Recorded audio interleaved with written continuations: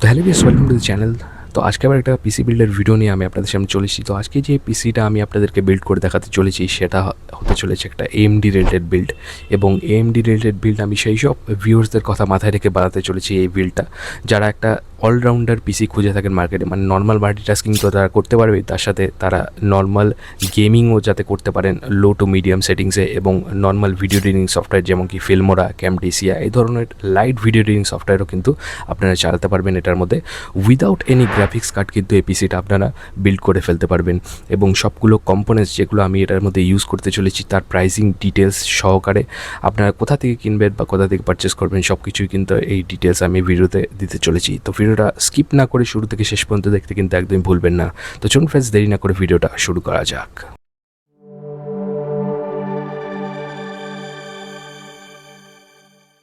তো এই পিসি বিল্ডের জন্য যেই প্রসেসরটা আমরা ইউজ করব সেটা হলো AMD Ryzen 7-এর 5700G প্রসেসর। এটা কিন্তু খুবই দারুণ একটা প্রসেসর, আপনারা বলতে পারেন পারফরমেন্সের ক্ষেত্রে কিন্তু খুবই দারুণ পারফরমেন্স এটা বের করে দিতে পারবে।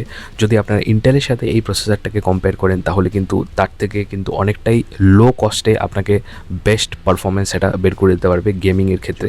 8টা কোর এবং 16টা থ্রেড এখানে আপনারা পেয়ে যাচ্ছেন। 3.8 GHz-এর এখানে আপনার বেস ফ্রিকোয়েন্সি পেয়ে যাচ্ছেন এবং 4.6 GHz-এর ম্যাক্স টার্বো ফ্রিকোয়েন্সি এটার মধ্যে আমরা দেখতে পেয়ে যাচ্ছি। 20 MBর ক্যাশ মেমোরি কিন্তু এই প্রসেসরটার মধ্যে আপনারা পেয়ে যাচ্ছেন উইথ 65 ওয়াটসের টিডিবি ওয়াটেজ এই প্রসেসরটা কনজিউম করবে। তো এবার চলে আসি এই প্রসেসরটার গ্রাফিক্সের দিকে।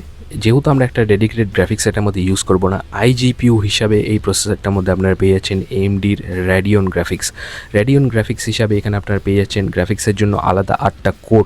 এবং এই 8টা গ্রাফিক্সের কোডের যে ফ্রিকোয়েন্সির কথা যদি বলি তাহলে আপনারা এখানে পেয়ে যাচ্ছেন 2000 মেগাহার্টসের গ্রাফিক্স ফ্রিকোয়েন্সি। মানে খুবই দারুণ গেমিং পারফরমেন্সও কিন্তু এটা আপনাকে বের করে দিতে পারবেন। লো টু মিডিয়াম সেটিংসে আপনারা যে কোনো ধরনের গেম কিন্তু এটার মধ্যে এনজয় করতে পারবেন। খুবই স্মুথ এবং ব্যালেন্স পারফরমেন্স এই সিপিইউটা আপনাকে বের করে দিতে চলেছে। তো যদি আজকের ডেটে অনলাইনে এই সিপিইউটার প্রাইসের কথা বলি তাহলে 19,599 টাকা কিন্তু আজকের ডেটে প্রাইস আছে।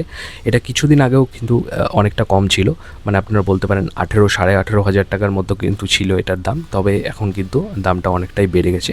যদি আপনারা অফলাইন ট্রাই করেন আমি নিশ্চয়ই এটা বলতে পারি যে আপনার কিছুটা ডিসকাউন্ট অবশ্যই পেয়ে যাবেন। তো AMDর তরফ থেকে কিন্তু আপনারা ইনবিল্ড এটার মধ্যে CPU কুলিং ফ্যান পেয়ে যাবেন। তবে আমার সাজেশন আপনারা একটা এয়ার কুলার অন্তত যদি এটার মধ্যে ডেডিকেটেড ইউজ করেন তাহলে কিন্তু খুবই বেটার পারফরমেন্স এটা দিয়ে দেবে আপনাকে। ওভারহিটিংয়ের কোনো প্রবলেম থাকবে না, যেহেতু এটার মধ্যে 8টা কোর এবং 16টা থ্রেড আছে। ওভারহিটিং হওয়ার সম্ভাবনা কিন্তু থেকেই যায় এই প্রসেসরটার ক্ষেত্রে।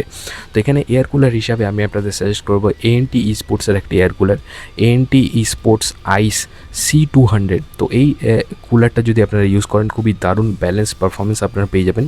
কোনো ধরনের হ্যাং ইস্যু, ওভারহিট হয়ে যাওয়ার কারণে কিন্তু অনেক সময় আমাদের কম্পিউটার হ্যাং করে কিংবা স্লো হয়ে যায়। তো সেই ধরনের সমস্যা কিন্তু আমাদের ফেস করতে হবে না যদি আমরা এই ধরনের একটা কুলার ইউজ করে থাকি। তো এই কুলারটার খুবই সহজেই আপনারা যে কোনো ধরনের অনলাইন ওয়েবসাইটে পেয়ে যাবেন কিংবা আপনারা অফলাইন যে কোনো দোকানেও পেয়ে যেতে পারেন। AMD eSports খুবই দারুণ একটা ব্র্যান্ড। 613 টাকা কিন্তু আজকের ডেটে এটার অনলাইনে প্রাইস আছে, আপনারা গিয়ে সেখানে চেক আউট করতে পারেন। আমি ভিডিওর ডেসক্রিপশানে লিঙ্ক দিয়ে দেবো। তো মাদারবোর্ড যেটা আমরা এই পিসি বিল্ডের জন্য ইউজ করতে চলেছি, আপনারা বলতে পারেন বাজেট সেগমেন্টের মধ্যে কিন্তু এর থেকে পপুলার মাদারবোর্ড আর মার্কেটে নেই। এটা হলো MSI-এর B450MA Pro Max মাদারবোর্ড। তো এটার যদি আমি সকেটের কথা বলি তাহলে AM4-এর সকেট এখানে আমরা দেখতে পেয়ে যাচ্ছি এবং B450 চিপসেটের উপরে কিন্তু এই টোটাল মাদারবোর্ডটা রান করে। তো এই মাদারবোর্ডটার মধ্যে আমরা দুটো মেমোরি সাপোর্ট দেখতে পেয়ে যাচ্ছি, যেটা কিন্তু দুটোই ডুয়াল চ্যানেল মেমোরিকে সাপোর্ট করে। তো এখানে আপনারা ম্যাক্সিমাম 64 GB পর্যন্ত র্যাম ইউজ করতে পারবেন এবং ম্যাক্সিমাম মেগাহার্টজের র্যাম যেটা এটার মধ্যে সাপোর্ট করে সেটা হচ্ছে 3200 মেগাহার্টজের র্যাম এটার মধ্যে কিন্তু সাপোর্ট করে। PCI Gen 3 সাপোর্ট কিন্তু আপনারা এই মাদারবোর্ডটার মধ্যে পেয়ে যাচ্ছেন। ইনবিল্ড NVMe M.2 SSD-র স্লট কিন্তু এটার মধ্যে দেওয়া আছে এবং ভিডিও আউটপুটের ক্ষেত্রে এখানে আপনারা পেয়ে যাচ্ছেন HDMI প্লাস DVI আউটপুট। তো বাজেট সেগমেন্টের মধ্যে আপনারা বলতে পারেন one of the best motherboard এটা। যারা বাজেট সেগমেন্টের মধ্যে বিল্ড করে থাকেন এই মাদারবোর্ডটাকে কিন্তু অনেকেই প্রেফারেন্স দিয়ে থাকেন। 4,612 টাকা কিন্তু আজকের ডেটে এটার অনলাইনে প্রাইস আছে। ভিডিওর ডেসক্রিপশানে আবার লিঙ্ক দেওয়া থাকবে, আপনারা গিয়ে সেখানে অবশ্যই চেক আউট করতে পারেন। তো এই পিসি বিল্ডের জন্য যে মেমোরি আমি আপনাদের সাজেস্ট করবো ইউজ করার জন্য, সেটা আপনারা ইউজ করতে পারেন 16 GB সিঙ্গেল একটা র্যাম স্টিক আপনারা ইউজ করতে পারেন 3200 মেগাহার্টজের। তো তো এখানে আমি আপনাদের সাজেস্ট করবো ইউজ করার জন্য কর্সেয়ার ভেঞ্জেন্স এলপিএক্সের 16 জিবির DDR4-এর 3200 মেগাহার্জের সিঙ্গেল স্টিক আপনারা ইউজ করবেন। যদি ইন দ্য ফিউচার আপনারা মনে করেন যে আরও একটা 16 জিবি দিয়ে আমি এটাকে আরও আপগ্রেড করতে চাই, সেটার অপশানও কিন্তু আপনাদের কাছে থাকছে, যেহেতু আরও একটা চ্যানেল কিন্তু খালি থাকছে এটা। তো আজকের ডেটে যদি এটার প্রাইসের কথা বলি তাহলে 3399 টাকা কিন্তু আজকের ডেটে অনলাইনে প্রাইস আছে।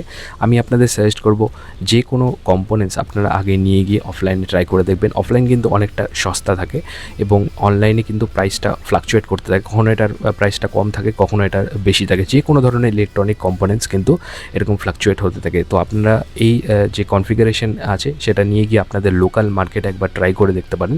আমি এটা বিশ্বাস করি যে আপনারা কিছু ডিসকাউন্ট অবশ্যই পেয়ে যাবেন অফলাইন মার্কেটে। তো নেক্সট আমি চলে আসবো স্টোরেজের দিকে। তো স্টোরেজের ক্ষেত্রে এখানে আমি আপনাদের সাজেস্ট করবো ইউজ করার জন্য NVMe M.2 SSD 512 জিবির NVMe M.2 SSD আপনারা ইউজ করতে পারেন। তার ফলে যে পারফরমেন্সটা আছে অনেকটাই বেটার আপনারা পেয়ে যাবেন। SATA SSDর থেকে কিন্তু এই ধরনের SSD অনেকটা ফাস্টার পারফরমেন্স আপনাকে দিয়ে দেবে এবং আপনার ওভারঅল যে সিপিইউর যে পারফরমেন্সটা আছে সেটা কিন্তু কখনোই ডাউন হয় না যদি আপনারা NVMe M.2 SSDর সাথে যান। তো এখানে আমি আপনাদের সাজেস্ট করবো ইউজ করার জন্য AMD eSports-এর Neo 690 Pro একটা SSD আপনারা ইউজ করতে পারেন 512 জিবির।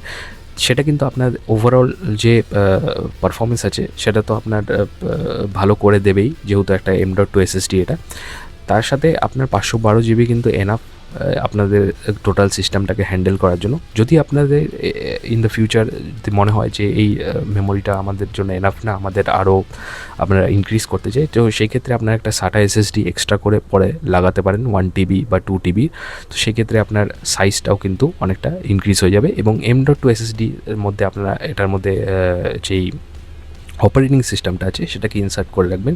যে কোনো ধরনের সফটওয়্যার এটার মধ্যে ইনস্টল করবেন, তার ফলে যে ওভারঅল কম্পিউটারের পারফরমেন্সটা আছে সেটা কিন্তু অনেকটাই ফাস্ট হবে এবং অনেকটা বেটার পারফরমেন্স আপনারা এই সিপিইউর থেকে বের করে নিতে পারবেন।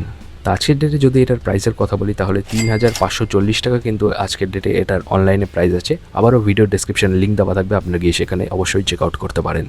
তো নেক্সট চলে আসি এই পিসি বিল্ডের জন্য যে পাওয়ার সাপ্লাইটা আমরা ইউজ করব। 550 ওয়াটসের পাওয়ার সাপ্লাই কিন্তু এনাফ এই সিস্টেমটাকে হ্যান্ডেল করার জন্য, কিন্তু সেটা 550 ওয়াটসের ট্রু পাওয়ার সাপ্লাই হতে হবে। মানে 550 ওয়াটসের কোয়ালিটি পাওয়ার সাপ্লাই যদি থাকে, মানে অ্যাকচুয়াল আউটপুট যেটা আপনাকে দিয়ে দেবে 550 ওয়াটসের, সেটাই কিন্তু আপনাকে এখানে ইউজ করতে হবে।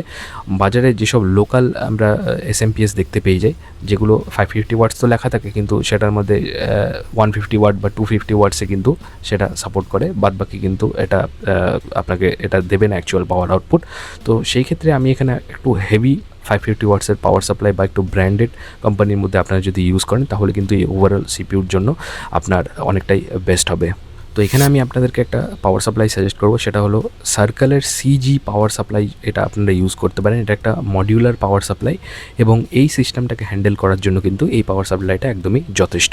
তো এটা অ্যাপ্রক্সিমেটলি আপনারা 2300 থেকে 2500 টাকার মধ্যে কিন্তু ইজিলি অ্যাভেলেবেল পেয়ে যাবেন। অনলাইনে যে পারচেসিং লিঙ্ক আছে সেটা আমার ভিডিওর ডেসক্রিপশানে আপনাদেরকে আমি দিয়ে দেবো, আপনারা গিয়ে সেখানে চেক আউট করতে পারেন। তো নেক্সট এই ওভারঅল সেট আপটাকে অ্যাসেম্বল করে আপনাকে ফিট করতে হবে একটা ক্যাবিনেটের ভিতরে। ক্যাবিনেট বা কেসিং আপনাদের চয়েস মতো যেটা আপনাদের ভালো লাগে চোখে, তো সেটা আপনারা ইউজ করতে পারেন। মোটামুটি আপনারা ধরে রাখতে পারেন যে 2000 থেকে 2500 টাকা কিংবা 3000 টাকা রেঞ্জের মধ্যে কিন্তু ভালো গেমিং ক্যাবিনেট আপনারা পেয়ে যাবেন।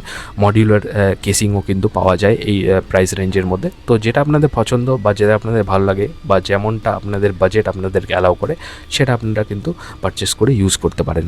এই যে ওভারঅল কম্পোনেন্টস যেগুলো আমি আপনাদেরকে সাজেস্ট করলাম, এটা দিয়ে যদি আপনারা একটা CPU বিল্ড করেন অ্যাপ্রক্সিমেটলি 32 থেকে 35,000-এর মধ্যে কিন্তু আপনার এই টোটাল যে সিপিইউটা আছে সেটা রেডি হয়ে যাবে এবং খুবই দারুণ পারফরমেন্স আপনারা এটার মধ্যে বের করে নিতে পারবেন। লাইট গেমিং থেকে শুরু করে ভিডিও এডিটিং সফটওয়্যার সব কিছুই কিন্তু আপনারা এটার মধ্যে চালাতে পারবেন। খুবই দারুণ পারফরমেন্স এটা আপনাকে বের করে দিতে চলেছে। তো আশা করি আপনাদের এই ভিডিওটা ভালো লেগেছে। যদি ভালো লেগে থাকে তাহলে অবশ্যই ভিডিওতে লাইক করতে ভুলবেন না, আমার চ্যানেলটিকে সাবস্ক্রাইব করে আমার পাশে থাকতে একদম ভুলবেন না। আরও নতুন ভিডিওস আপনারা কী দেখতে চান সেটা আমাকে কমেন্ট সেকশনে আপনারা জানাতে পারেন। আমি চেষ্টা করবো সেই ধরনের ভিডিওস আপনাদের জন্য উপহার দেওয়ার। আজকের জন্য এখানেই বিদায় নিচ্ছি বন্ধুরা, দেখাবে আপনাদের সাথে আমার নেক্সট ভিডিওতে। ততক্ষণের জন্য ভিউয়ার্স ভালো থাকবেন সবাই।